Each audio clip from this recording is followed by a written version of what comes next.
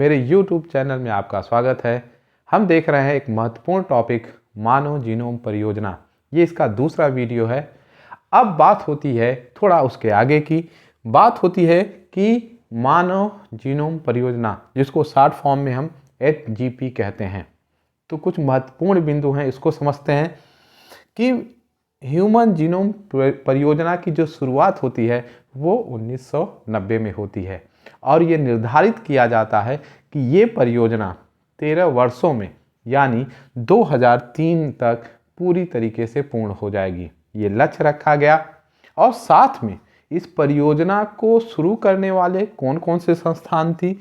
तो इस परियोजना की शुरुआत किसने की? अमेरिकी ऊर्जा विभाग ने। अमेरिका के ऊर्जा विभाग, US डिपार्टमेंट ऑफ एनर्जी, साथ में अमेरिका की एक और संस्था राष्ट्रीय स्वास्थ्य संस्था नेशनल इंस्टीट्यूट ऑफ हेल्थ। ये दो अमेरिका की संस्थाएं थी जिन्होंने इस प्रोजेक्ट की शुरुआत की। साथ में एक ट्रस्ट भी जुड़ा और वो क्या था? वेलकम न्यास यानी वेलकम ट्रस्ट, जो कि UK यानी यूनाइटेड किंगडम का था। इन तीन संस्थाओं ने इस बड़ी परियोजना की शुरुआत की और रखा लक्ष्य किसको? 13 वर्ष में पूर्ण करना है। जब ये परियोजना शुरू हुई तो इस परियोजना में बहुत अधिक वैज्ञानिकों की आवश्यकता हुई, साथ में बहुत अत्याधुनिक तकनीक की भी आवश्यकता हुई और एक बहुत ज़्यादा पैसे की भी इसमें नीड या आवश्यकता हुई। तो इस परियोजना की शुरुआत होने के बाद फिर और बहुत से देश जुड़ गए। उस परियोजना में जो देश जुड़े वो कौन था? जापान था, फ्रांस, जर्मनी, चीन और कई महत्वपूर्ण जो देश थे वो इस परियोजना को पूरा करने के लिए जुड़ गए। अब साथ में इस परियोजना जब पूर्ण हो गई तो इससे फ़ायदा क्या क्या हुई कि इस परियोजना से हमको फ़ायदा हुआ कि हम लोगों के अंदर जो विभिन्नता होती है, वेरिएशंस होती है, हम उसको समझ सकते हैं। क्यों हम एक दूसरे से भिन्न है जबकि हमारे गुणसूत्र ही हैं। और ये भी पता है कि 99.9% हमारे सभी जीन एक दूसरे व्यक्ति से क्या है? समान है। तो ये विभिन्नता किस स्तर पे आती है? साथ में जो आनुवांशिक अनियमितताएं हैं, जो डिसऑर्डर हैं, उसके होने के कारण क्या है? उत्परिवर्तन, म्यूटेशन क्यों हुआ? ये सारी चीज़ों के जवाब इस परियोजना के द्वारा मिलते।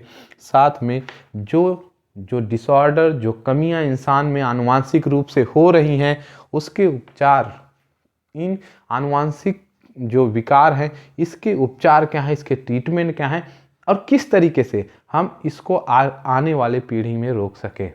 साथ में इस जो अनियमितताएं हैं उसको हम किस हद तक रोकें, इससे इस परियोजना से ये हमें मदद मिली।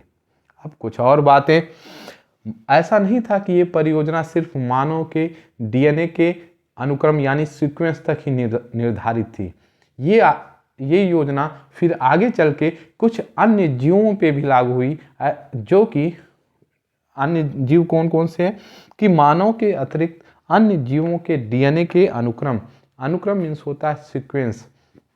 किसी भी DNA की बात करते हैं तो वो दो श्रृंखलाओं से मिलकर बना होता है और दोनों श्रृंखलाओं में 4 न्यूक्लियोटाइड होते हैं, एडेनिन, ग्वानिन, थाइमिन और साइटोसिन।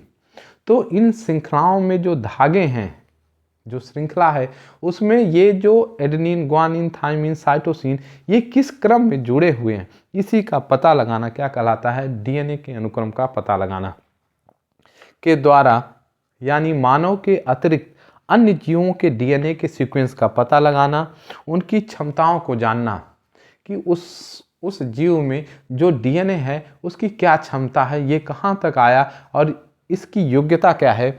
साथ में स्वास्थ्य सुरक्षा को बेहतर करना और उस जीव के जो स्वास्थ्य है उसको बेहतर करना और साथ में इससे मानव को कैसे बेहतर किया जा सकता है और यह मानव के लिए कैसे फ़ायदेमंद है, इसकी जानकारी लेना।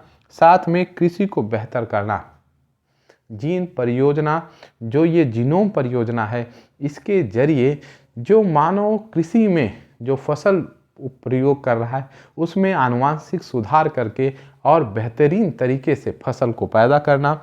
साथ में ऊर्जा उत्पादन के क्षेत्र में भी सुधार करना, और जो एनर्जी प्रोड्यूस करने के लिए जो हमारे साधन हैं उनको और बेहतर बनाना।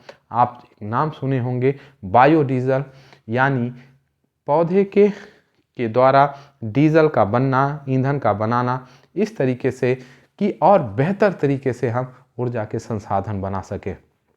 अब हम कुछ बात करते हैं कि मानव के अतिरिक्त कि वैज्ञानिकों ने अन्य कौन कौन से जीवों के डीएनए के अनुक्रम को जान लिया। तो जिन अन्य जीवों के डीएनए अनुक्रम का पता किया गया वो निम्नलिखित है। कौन सा? जीवाणु, बैक्टीरिया। मानव के द्वारा जो जीवाणु होते हैं उनके जो एक सर्कुलर, एक घुमावदार, एक पूरी रिंग की तरह जो उनका डीएनए पाया जाता है, उसके सभी अनुक्रम का पता लगाया जा चुका है। साथ में ईस्ट क्या है? एक कवक है, फिगर में भी आप देख रहे हैं। इस कवक के भी जो क्रोमोसोम है उनके बारे में पूरी सीक्वेंस की पूरी जानकारी हो चुकी है मानव के द्वारा। साथ में केनोरेहबिटीज और केनरोरेहबिटीज एलिगेंस, ये क्या है? एक जो है सूत्रकृमि है, निमेटोड्स है, और इस फिगर के अनुसार देखिएगा इसकी लंबाई 1 मिलीमीटर होती है। और ये मुक्त अवस्था में पाया जाता है, ये किसी के ऊपर परजीवी नहीं होता। इसके भी जो क्रोमोसोम यानी डीएनए के सीक्वेंस का मानव के द्वारा पता लगाया जा चुका है। साथ में ड्रोसोफिला, जिसको फल मक्खी कहते हैं, और ड्रोसोफिला के भी जो गुणसूत्र होते हैं, क्रोमोसोम्स होते हैं, इनके भी डीएनए के अनुक्रम सीक्वेंस का पता लगाया जा चुका है। अब बात करते हैं धान की कई प्रजातियां होती हैं, उन प्रजातियों को और बेहतर बनाया जा चुका है। साथ में इसके डीएनए के अनुक्रम यानी सीक्वेंस के जो बेस पेयर्स हैं उनका भी पता लगाया जा चुका है। साथ में एरबीडाइप्टिस फिगर में देखिएगा, ये क्रूसीफर यानी या ऐसे कह सकते हैं कि जो सरसों का कुल है, मस्टर्ड फैमिली से यह पौधा बिलोंग करता है, और इस पौधे के भी जो डीएनए के सीक्वेंस हैं इसका भी पता लगाया जा चुका है। तो मानव के साथ साथ जो उसके 22 जो अलिंग गुणसूत्र होते हैं जिसको ऑटोसोम्स कहते हैं वो, साथ में एक्स और वाई जो गुणसूत्र होते हैं जिसको लिंग गुणसूत्र कहते हैं या एलोसोम्स कहते हैं या सेक्स क्रोमोसोम्स कहते हैं। तो 24 गुणसूत्रों के अलावा ये जो जीव हैं इनके भी डीएनए के अनुक्रम का पता लगाया जा चुका है।